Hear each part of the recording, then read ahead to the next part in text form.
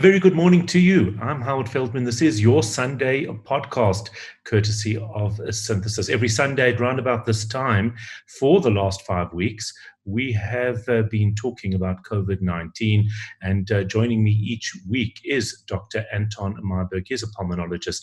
He is a specialist in COVID-19, or an expert in COVID-19.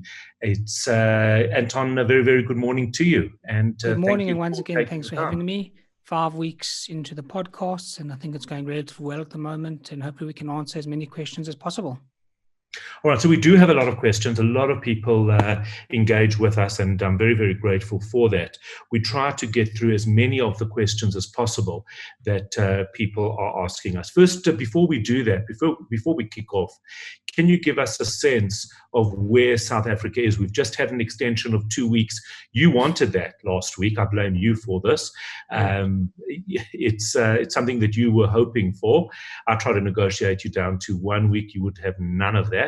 How are you feeling about where we're at? Well, how are we doing? And currently we're sitting on 1,781,000 cases worldwide. There are 108,000 deaths at the moment, and about 404,000 recovered cases.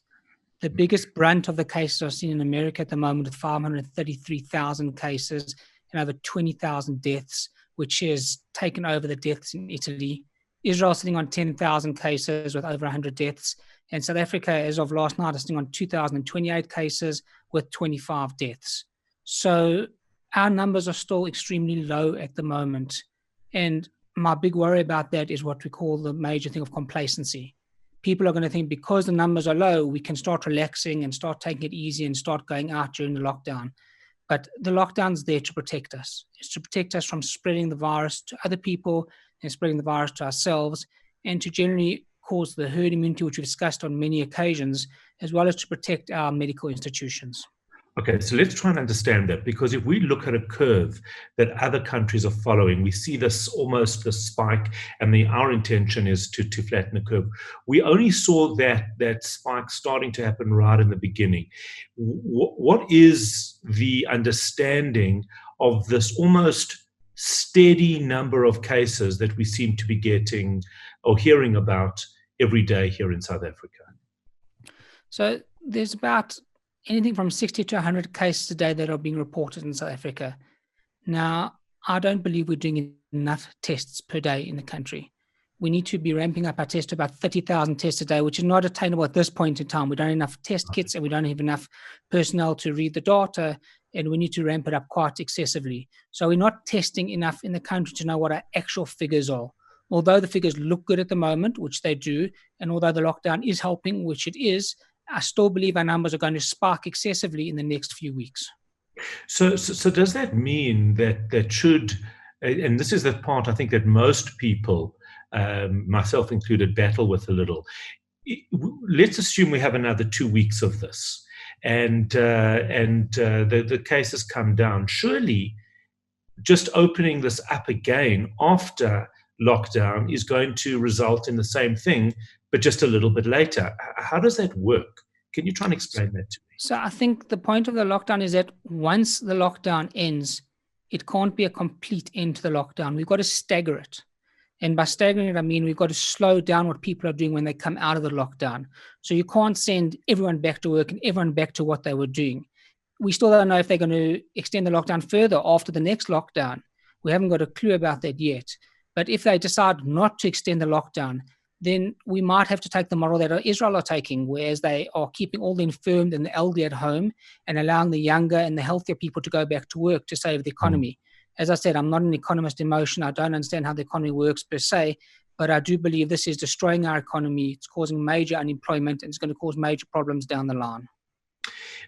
Kim asking, even though America woke up late, they have the means and the clout for testing kits, ventilators, and protective equipment. How does South Africa fare in that regard?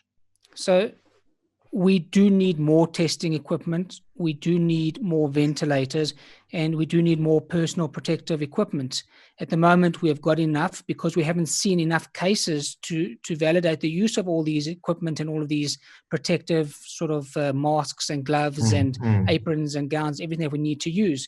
But time will tell. We need to ramp up our production of these masks. We need to get them from other countries. Every country in the world is trying to get more masks and more gloves. And we need to make sure that the masks that are necessary to protect the healthcare workers, like the N95 masks, are not used by the lay public. Right. So we are on top of it. And we are taking sort of steps from what we're seeing everywhere else in the world. And that's the advantage we've got in this country. Albeit we're about 4 to 6 weeks behind America, we've learned lessons from what's going on in all other countries in the world, what mistakes they made and what mistakes they haven't made, and where they're going and what they're doing and how they're progressing from their data that they've received. Mm-hmm. And John wants to know, do coronavirus survivors have immunity? And if so, for how long? Do we know that yet? So that depends on that antibody test, which everyone's trying to bring out to see what the immunity is. Once you've had the coronavirus, you do develop antibodies to the antigen, that's coronavirus antigen that's caused in your body. And they're doing these antibody tests to see, are you able to go back to work? It's kind of like the seasonal flu with influenza. Once you get influenza, you shouldn't be able to get the same strain of influenza again because you've got antibodies to it. At this point in time, we still haven't seen a mutation in this SARS-CoV-2. Right. Dr. Meyberg, this is from Darren. He says, Dr. Meyberg mentioned in one of your earlier podcasts about a huge increase in the numbers of positive cases the week before last, etc. This hasn't happened. Does he understand why? It's still going to happen, unfortunately. We are in lockdown, so it has curbed the cases. It has flattened the curve, and we are hoping to develop a bit more herd immunity. But once we come out of lockdown and once people start interacting with each other, it's going to go up. And once we start testing more, then we'll see more cases. The more cases that test, the more people we can isolate. The more people we can isolate, the more people we can prevent from spreading the virus to other people. But we just don't know how many people have got the virus, because there are large amounts of asymptomatic people walking around who could be just walking around without knowing they're spreading the virus to other people. If you don't have the virus in your system, you can't spread it. You can spread it, though, if you have the virus, but you are asymptomatic. Is that correct? Right. Okay. Kim, another Kim, we've got lots of Kims this morning. I'd love to know Dr. Meyberg's thoughts on travel and life after COVID-19. Do you think the world is going to be changed forever? I mean, it's not a medical question, but it's an interesting question. It's not a medical question, but I think we've got to be humble. We know a lot less about the virus than we think that we do. Okay, so we don't know what the future holds for us at this point in time. We can't say what's going to happen in 1 week. We can't say what's going to happen in 1 month. We can postulate and we can hypothesize and we can say we think, and this is what the data is showing us, but we've got to respect the virus because it's teaching us lessons, and we need to learn from these lessons, and we need to see what's happening in the rest of the world to understand what's going to happen with international travel, what's going to happen with the economy, and what's going to happen further in our lives. Rolina wants to know again about herd immunity. I know that we've asked this a lot of times. I'm still not sure that I get it, so I'm actually happy with it. So let's try and extrapolate. Let's try and bring it into a different story. Everyone knows about measles, and if 90% of the population have been vaccinated against measles, if you then take 10% of the population and you bring them in contact with those people with measles, then the active people with the measles won't be able to spread the measles to the people who are vaccinated because they've got antibodies against them. So that's what the whole point of getting the herd immunity. The more people that get the virus, then the more people that develop antibodies to it. And eventually, they can't spread it to other people. Obviously, the most effective way of doing this is with vaccinations. And the vaccinations aren't available yet. And that's still going to take a number of months for that to happen. Okay, so the whole idea is almost to some extent that people have immunity to it. A certain number of people have it, whether it's through having contracted the virus. And the vast majority. You need a vast majority for it to happen. Right. Okay, and going back to the, Melissa wants to know, does the TB vaccination really do something with regard to coronavirus? Lots and lots of questions. So we don't know. I mean, we don't know. We're hoping so, but once again, it's too early to tell. There's a lot of reports in the media saying if you've had the BCG, you're going to be fine. We don't know this yet. Once again, we're still guessing. A lot of this is a guessing game because every day we learn something new about the virus and it changes our thought process. So it's continuing in evolution at this point in time. Do you have a gut feel about this TB vaccination as a matter of interest? Just from what we're seeing at the moment, it looks positive. But Right. once again, I've got no scientific data to back us on this. Right.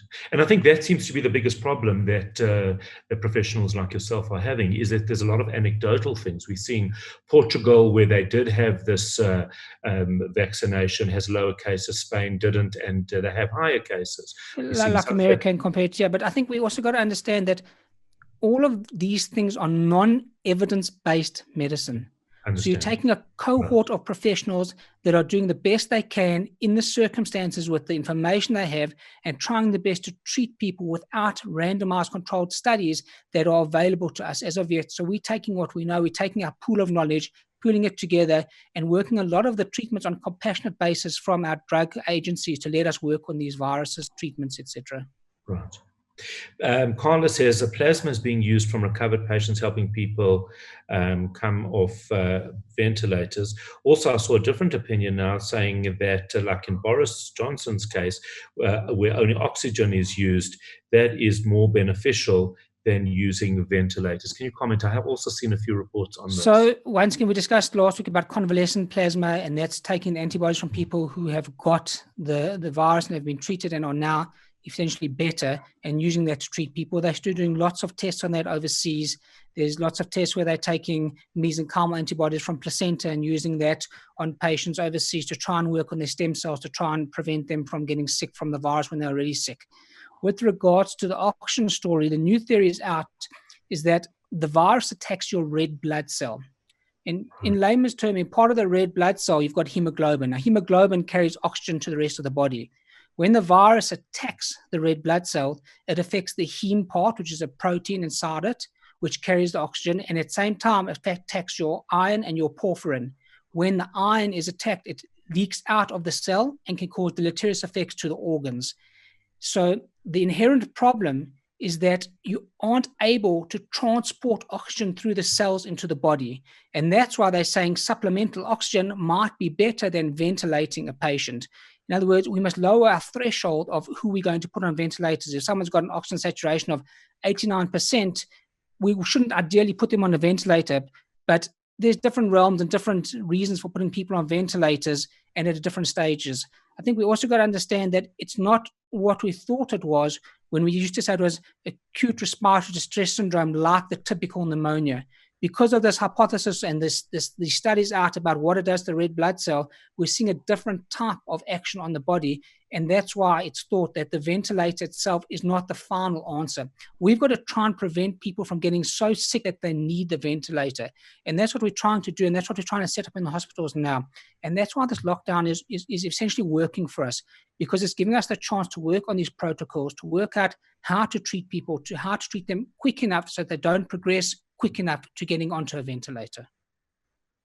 Very interesting, because it's actually given South Africa the time to be able to benefit from this research. Well, please God, as I say, we've learned a lot. 3 weeks ago, the focus would have been producing ventilators. Today, as we sit here, the thought is, well, maybe not everybody should be going onto a ventilator. And I'm not saying we shouldn't have ventilators. We need the ventilator. We are going to need ventilators if it goes out of control, because you can't control these things. You can't oxygenate people adequately just with primary oxygen. And when the lung fails and they're extremely what we call hypoxic, you need to then ventilate them with a ventilator. Right. Peter wants to know, if we manage to flatten the curve, does that mean ultimately that there are less people getting sick, or just less people, or people getting sick over a longer period of time? So it's people getting sick over a longer period of time. Once again, the whole purpose of that is that we don't overwhelm the healthcare workers, the healthcare professionals, and the hospitals. If you look at any of the hospitals overseas, they've basically closed down to ancillary services. There's no elective surgeries. There's no elective procedures. All they're doing is treating COVID patients. So you can't go in for elective things anymore, because they don't have the space, they don't have the manpower, and they don't have any sufficient protocols or things to treat people who aren't COVID at this point in time. Tammy says, please can you ask the doctor about the benefits of homemade plastic shields versus fabric masks? So I think as everyone heard, or if they haven't heard, the National Health Minister came out saying that everyone should be wearing a cloth mask at least when they leave their house, and they should have at least 2 cloth masks, one so that when they come home they can wash the other one in soap and water and then iron it, and another one that they go out with. And that's where we were alluding to last week, that things are going to change. People are going to need to wear masks to prevent infection. The more people that get infection, the more people can spread infection, the more asymptomatic people can spread infection. When you go into a grocery store and you're in close contact with somebody, people might cough on you. And if you've got a mask, you can really prevent the spread by wearing masks that way. The decision about wearing a visor or goggles or whether a face mask, at the end of the day, you've got to protect yourself. You've got to protect your face. But if you're going to be touching your mask and touching your face and then touching it all over the time, you're defeating the whole purpose. You can't put your hands inside the mask. You've got to take off the mask from over here and put it down like that and not touch the front of the mask, and keep on washing your hands and keep on basically doing your hand hygiene and social distancing. So there's no overt excellent idea to say you wear a face mask, you wear a visor, as long as you're protecting yourself from when you sneeze or cough. But I think a mask is easier to wear than a visor or a face goggles and that. The mask that you wear, somebody said, I read somewhere that it should be 3 layers of fabric. Is that relevant at all? The thicker the mask, obviously, the less stuff that can pass through it. That's the point of the mask. So if you've got a very flimsy, thin material mask, then when you cough, droplets are going to escape through it. Right. Okay. And Lisa says, practical tips when returning from the shops: remove shoes, change clothes. Should we be wiping down packets?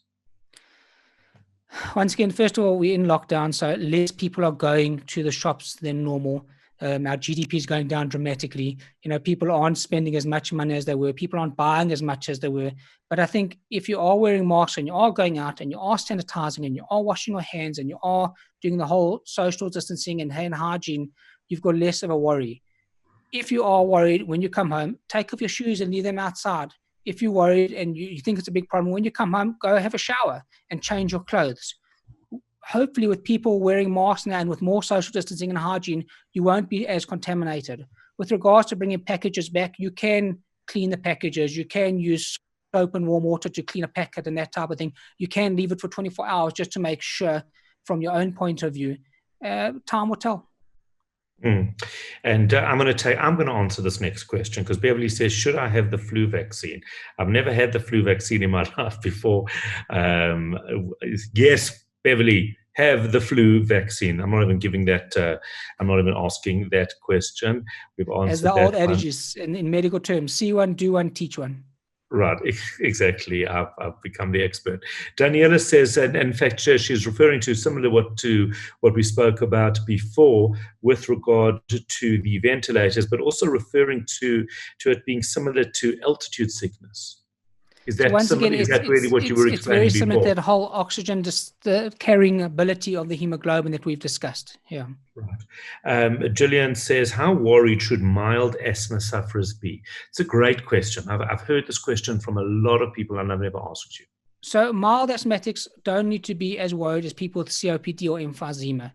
We still got to worry about allergies. We're going into flu season that can exacerbate your asthma. It doesn't mean you're extremely more prone, but generally, asthmatics are well controlled, and they're using the inhaled corticosteroids, which are very much protective in this type of thing as well. So if you're well controlled and looking after yourself, and you're doing your social distancing, you're doing your hand hygiene, you're staying away from people when necessary, you don't have to be as worried, but you've got to be cognizant of what's around you. Peter wants to know what percentage of the death rate has been preconditions, and what type of preconditions have these been? So once again, if we go and look in the actual data, the percentage of people over the age of 50 is a very small proportion to people over the age of 60, 70, and 80. And the older you are, the higher proportion.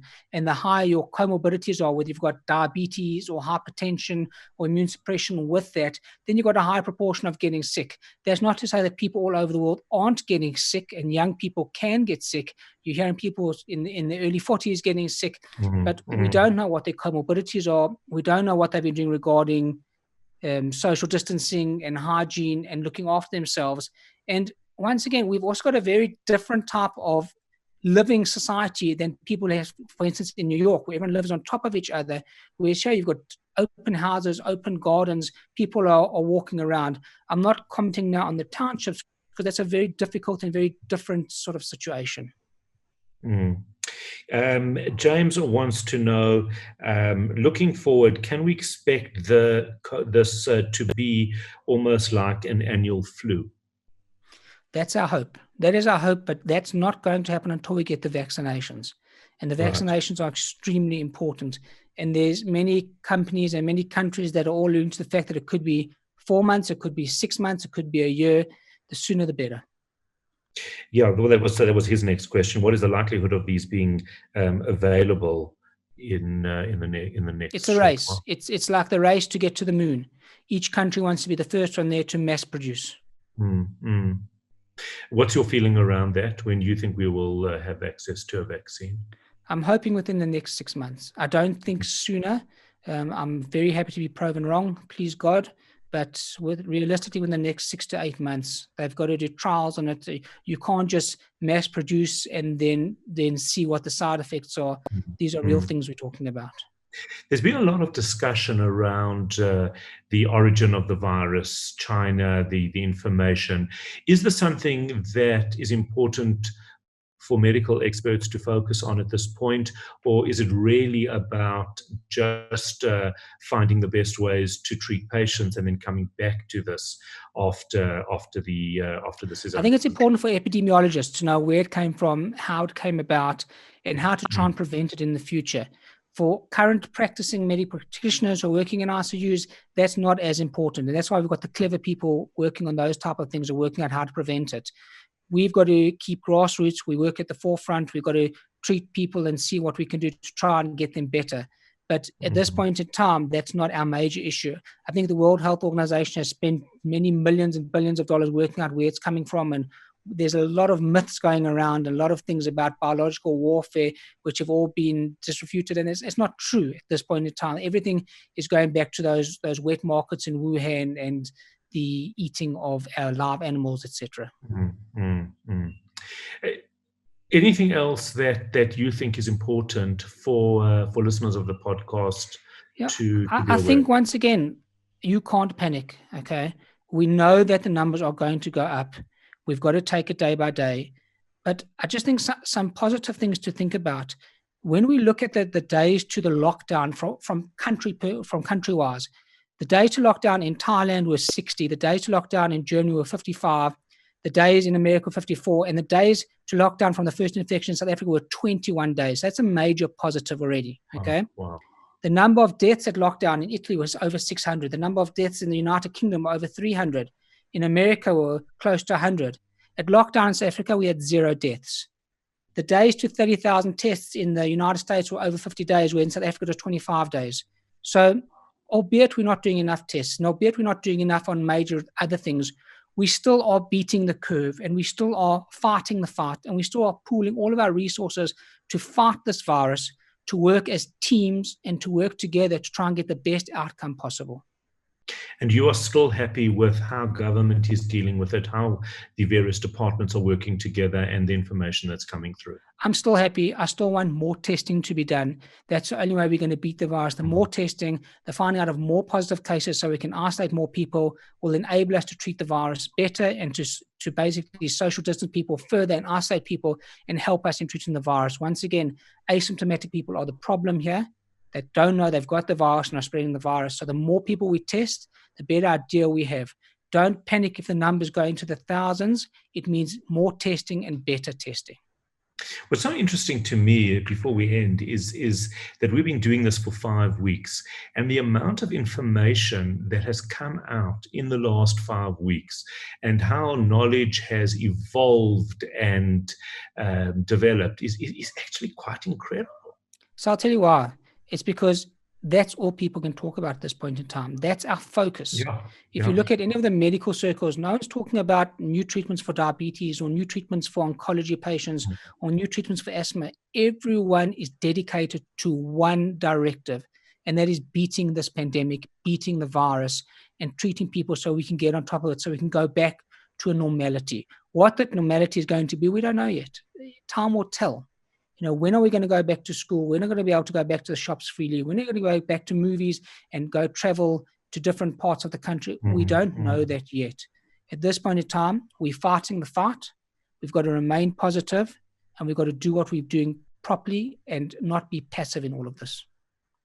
Excellent. I'm Howard Feldman. This is your Sunday podcast, courtesy of Synthesis. I've been chatting, as I always do, or I have been for the last 5 weeks, to Dr. Anton Meyberg. He's a pulmonologist physician. He is a COVID-19 expert. We get his view. We answer your questions every Sunday at this time. Dr. Meyberg, thank you as always. Thank you. Stay well, stay healthy, and just keep doing the week. amazing work that you're doing. See you next week.